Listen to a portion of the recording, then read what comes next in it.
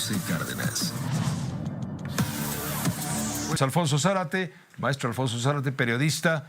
Él escribe todos los jueves su columna en el periódico El Universal, Los usos del poder, y luego comparte con nosotros también los jueves este espacio. Él es presidente de GCI, Grupo Consultor Interdisciplinario, una firma de análisis de comunicación política, de estrategia política. Bienvenido, Alfonso, ¿cómo estás? Bien, Pepe.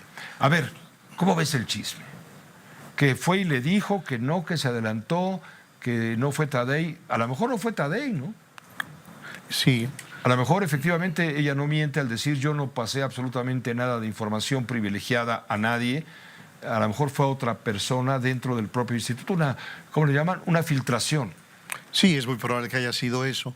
En realidad, muchos hechos muy escandalosos que se viven en la sociedad mexicana responden a filtraciones, porque por más cuidado que se tenga, por ejemplo, imagino en temas de seguridad nacional, en ocasiones documentos muy delicados son triturados, pero a veces en el tránsito del papel a la trituradora hay una desviación, una fotocopia, y no falta quien la filtre de acuerdo con ciertos intereses. Entonces, más allá de quién haya sido en el INE quien haya enviado esta información, lo cierto es que la Cámara se adelantó y que lo ortodoxo habría sido esperar resultados oficiales. Pues sí, pero se les quemaron las habas por decir yo tengo información privilegiada. Así en fin, es. como haya sido, se habrá de investigar. Eso ya, Ganar como una decía nota. Max Cortázar, queda como anécdota. Lo que queda en evidencia es el pobre desempeño de los partidos políticos. Hablo en general. Sí. Hoy el periódico Reforma publicaba un encabezado diciendo, textualmente no lo voy a repetir, pero decía como que sobró votación y faltaron partidos. Sí, yo Sobraron pienso, votantes y faltaron partidos. sin duda. La impresión que yo tengo es que el sistema de partidos políticos en México venía sufriendo una degradación desde décadas anteriores, pero que este proceso particularmente sirvió para desnudar algunas de las fallas más evidentes de los partidos. Pienso, por ejemplo, en el caso del Partido de la Revolución Democrática.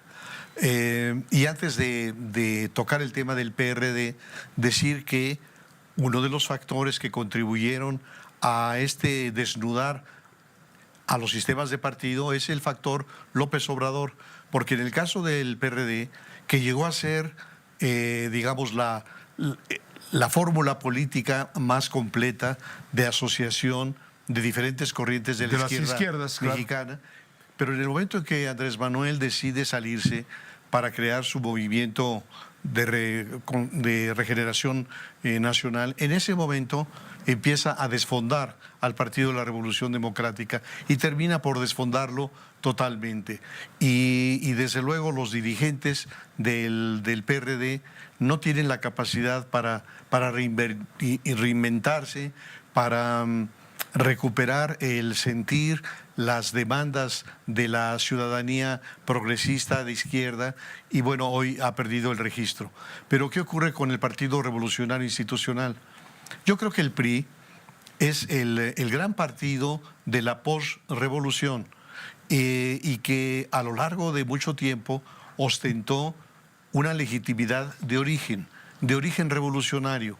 Es decir, que en la teoría política no hay una legitimidad mayor que la que da una revolución. ¿Por qué? Porque la revolución significa un pueblo en armas, significa que un pueblo expone lo más valioso que tiene, que es su vida, para cambiar un orden jurídico. Y cuando esa revolución triunfa, el gobierno emanado de la revolución es absolutamente legítimo. Entonces, el PRI estira... Pero con ese ideal, ¿qué se descompuso en el camino? Porque fueron 70 años. Claro. Yo creo, Pepe, que hubo un tramo de un partido de la revolución institucionalizada, como decía Luis Javier Garrido, que acompasó a regímenes muy eficaces, regímenes autoritarios, es cierto, pero muy eficaces, con un crecimiento importante de la economía. Recordemos, por ejemplo, el periodo del Milagro Mexicano, un crecimiento del 7%, que significaba inversiones, empleo, poder adquisitivo y creación de instituciones. Entonces crearon instituciones como el Instituto Mexicano del Seguro Social, como el Infonavit, como el Fonacot, etcétera, y la educación pública se convirtió en un ingrediente para el ascenso social. Es decir, que las clases bajas, a través de una educación pública de calidad, pudieron aspirar, y de hecho lo hicieron, para ascender a las clases medias o más arriba. ¿Qué es lo que pasó? Pues lo que pasó es que el largo ciclo de los gobiernos de la posrevolución empezó a declinar también. Ya no alcanzaban crecimiento económico vigoroso, apenas del 2.3% en promedio, y el crecimiento económico es un ingrediente indispensable para la gobernabilidad. Es tan importante que algunos inclusive dicen crecimiento económico es igual a gobernabilidad. Y desde luego que el Partido de la Revolución, el PRI, se beneficiaba de de ese ascenso económico, y sus militantes, sus adherentes, las organizaciones campesinas, las organizaciones obreras, las organizaciones populares. Pero en los últimos años del PRI empieza a haber una especie de maldición. Y yo diría desde Díaz Ordaz. Díaz Ordaz hereda la profunda crisis moral que significó Tlatelolco y la represión a los estudiantes. Echeverría hereda a José López Portillo una gran crisis económica, devaluación del peso y la confrontación con los grupos empresariales. López Portillo hereda la crisis de la expropiación de la banca, del control de cambios, etcétera. Entonces llega un momento en el que, para el año 2000, el gobierno priista de Ernesto Zedillo entrega la plaza. Es un tema, desde luego, controversial. Y fue señalado por los priistas como el gran traidor. Sí, hay quien dice que en la gravísima crisis de los errores de diciembre que recibe Ernesto Zedillo, recurre al presidente Clinton, y que Clinton da esa ayuda extraordinaria a México, pero con la condición de que haya alternancia. Y parecería sustentar esta idea con un solo hecho. Ernesto Zedillo, al tomar posesión de la presidencia, nos dijo que su gobierno tendría una sana distancia con su partido, con el PRI. Pues no hubo tal sana distancia. En los 6 años de gobierno de Zedillo hubo 6 presidentes nacionales del PRI.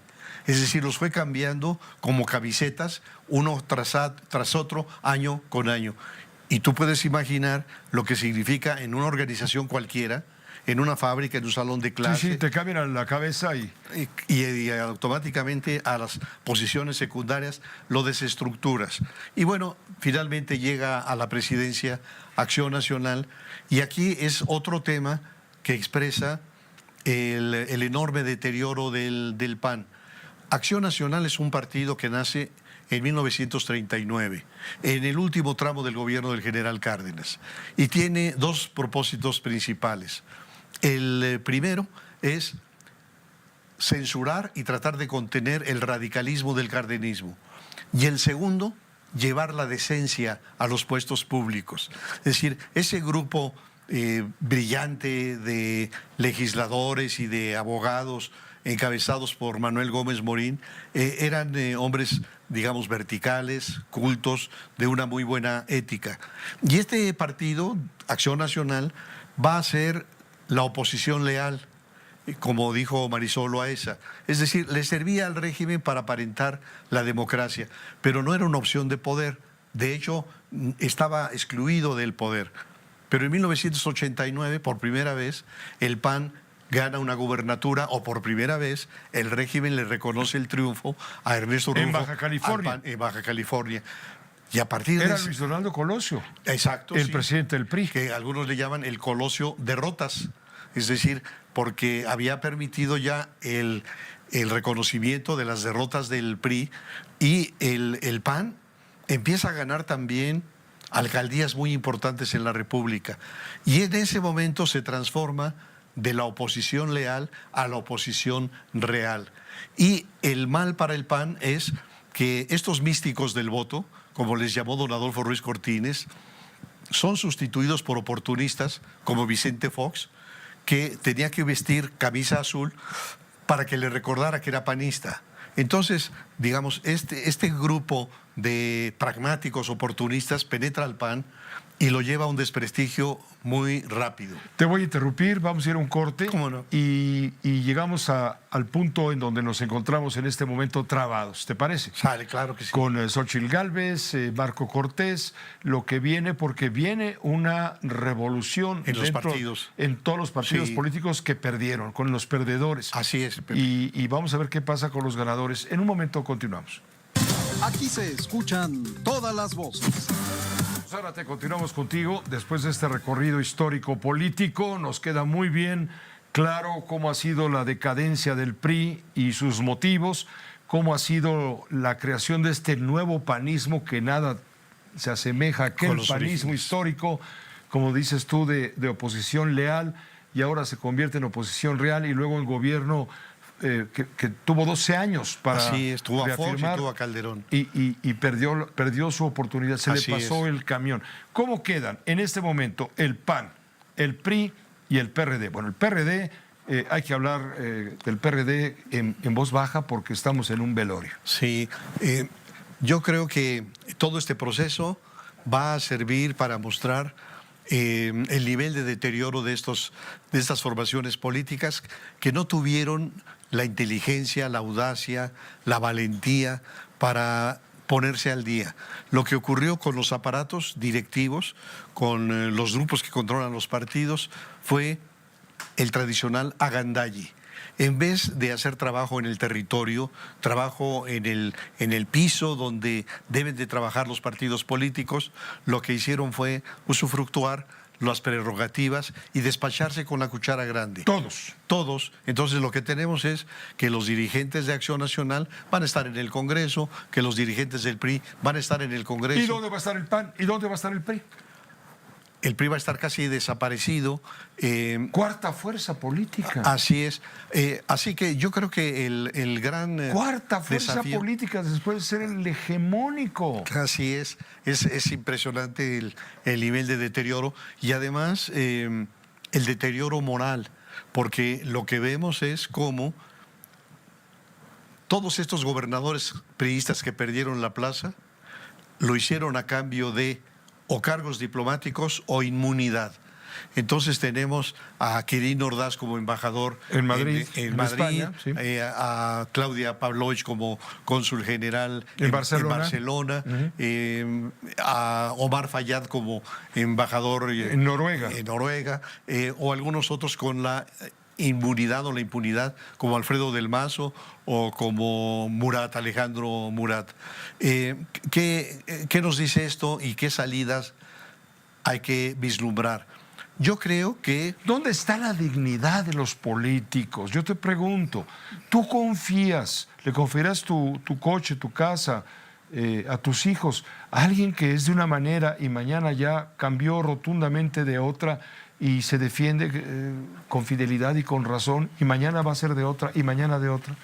sí, yo creo que este chapulineo de los políticos, Es una falta de respeto a la democracia. así es, y yo diría una falta de respeto a ellos, a sus hijos. Pero hay dignidad. ¿Cómo le explican a sus ¿Dónde hijos? están los grandes políticos dignos, del color que fueran? Así es. Sí, yo, por ejemplo, en el caso de Acción Nacional, recuerdo a políticos como don Luis H. Álvarez, como don Juan José Hinojosa. En el caso del PRI, lo mismo, digamos, personajes. Reyes Heroles. Así es, pensé en Reyes Heroles. Sí, de esta estatura.